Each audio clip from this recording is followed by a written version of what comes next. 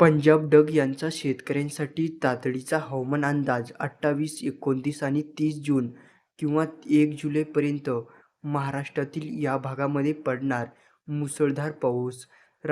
राज्यातील शेतकऱ्यांसाठी सुखवणारी बातमी म्हणजे पंजाब डग म्हणतात, राज्याच्या विविध भागामध्ये या तारखांना भाग बदलत मुसळधार पाऊस पडणार, तर काही भागामध्ये मध्यम स्वरूपाचा मान्सूनचा पाऊस पडेल. तर 1 जुलै 2 जुलैपर्यंत राज्याच्या विविध भागामध्ये भाग बदलत हा मुसळधार पाऊस पडत राहील. विदर्भ आणि मराठवाड्याच्या बहुतांश भागामध्ये या पावसाची हजेरी असेल, असं पंजाब डग यांनी सांगितलं. तर पश्चिम महाराष्ट्रात सुद्धा बऱ्याचशा जिल्ह्यांमध्ये हा पाऊस भाग बदलत पडेल. 1 जुलैपर्यंत महाराष्ट्रातील विविध भागामध्ये या पावसाची हजेरी लावेल. मित्रांनो, महाराष्ट्रातील प्रत्येक बातम्यांसाठी चॅनेल सबस्क्राईब करून घ्या.